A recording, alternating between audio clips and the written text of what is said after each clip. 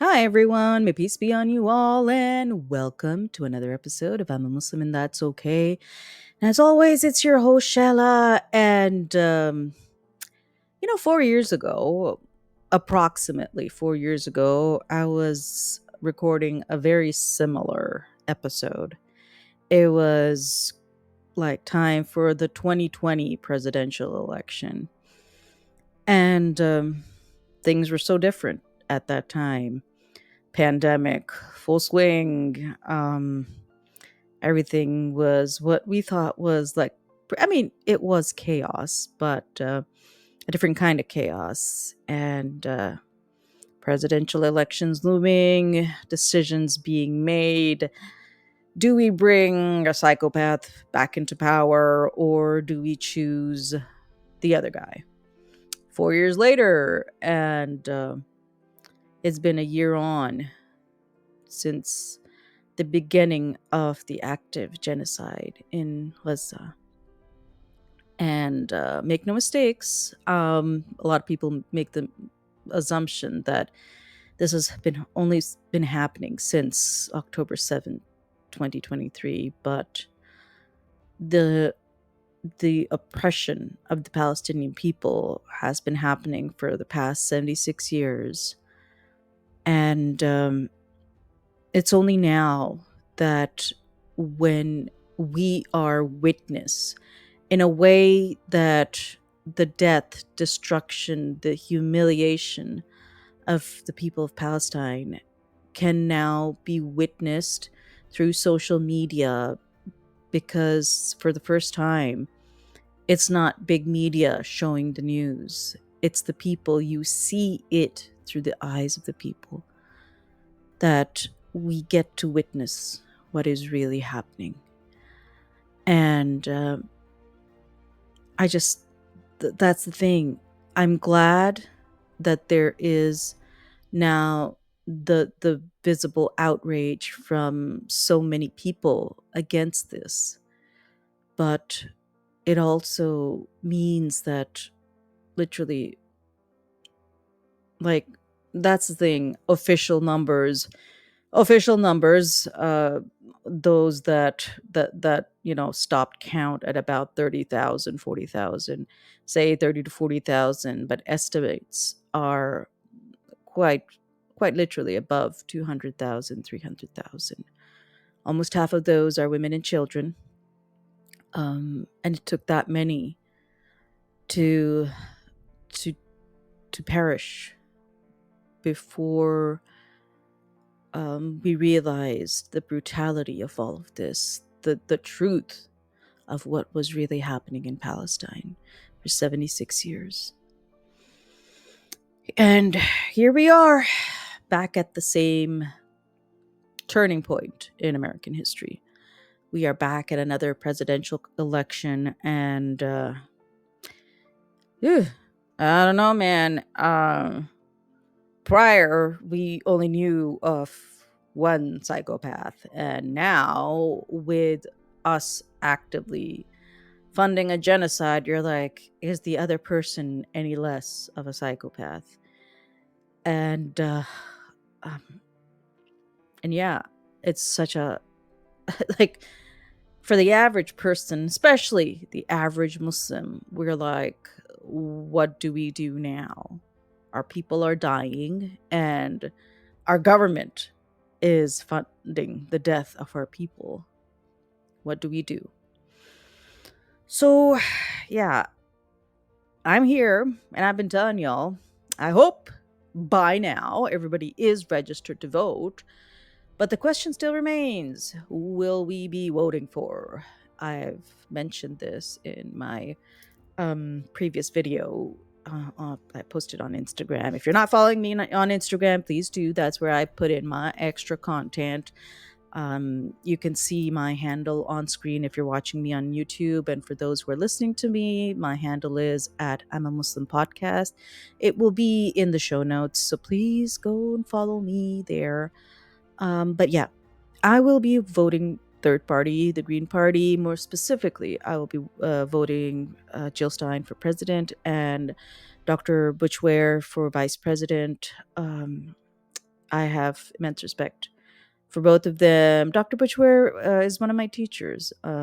Yeah, his presidential nominee sort of came out of the blue, but I've been in a lot of his spiritual intensive for the past couple of years, so I have immense respect for him. But here's the thing: I can't tell you who to vote for because that's not what I'm here to do. I am just looking at this as an opportunity that the system that we have right now is not working out. Okay, we should not be funding genocide, especially when our own people are suffering. Just like 2 weeks ago, Hurricane Helene, and literally the amount of death and destruction in the East Coast, where people are using like mules and burros to provide supplies to people because the roads are completely like you can't use any other mode of transportation to get supplies to people, and yet we are still sending billions in aid to a foreign entity. And yeah, our healthcare is in shambles. Inflation is on the rise. I've been like harping on and on about this. We know, the average American knows how bad things are, where we are, for the majority of us, living paycheck to paycheck to paycheck. And none of us should be existing with this insecurity. Those that are minorities, underrepresented, especially, we have our own set of fears about what will happen either way. So, um, my only advice is do go out and vote because we need to show the strength of our decisions. We need to hold our politicians accountable. For now, they have taken us for granted. No more. If there is some advice I had to give anybody for voting, it would be this: hold your elected officials accountable now. Go to town hall meetings, write to them, email them on the regular that you don't want what they're doing anymore. Put the pressure on. That's what we need to do. We need to take the right of our votes back. That they don't deserve, that's the thing. There's this the rhetoric that goes on that if you vote XYZ, you're throwing away votes. The purpose of the vote is not to just have someone claim victory. The vote is that you have a right on the politician that you are voting for. That's what we need to exercise. That right that we have voted for you, y'all better be doing what we want you to do. I think that's my main like message. Hold your elected officials accountable. Hold the president, hold the vice president, everybody accountable. We need massive change, massive upheaval. So yeah, I want everybody who's listening to me, watching me on YouTube, go out and vote. I hope everybody's registered to vote. And if you still have time, register to vote. Okay? It is so essential. We're literally on, I mean, I can't prove it, but we are at the turning point of history for our nation. We have to do what is right for the everyday person.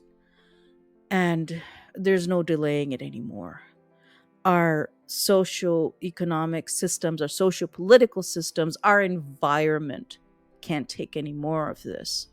This pressure to produce when we are getting nothing in return, the pressure to everything to be normal when nothing is normal anymore. We have to take all of this back. We have to repair the damage that has been done by greedy politicians, by the oligarchs, by everybody who only have their own self-interest, who only want claim to power and wealth. No, man. The people got to take it all back. So that's my message today. Like 4 years on, same time in history that an election is looming. Take back what is yours.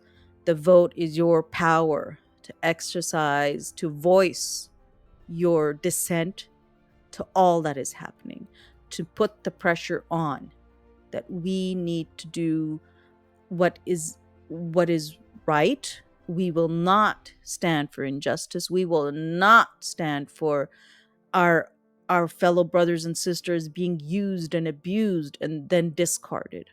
We will not stand for that.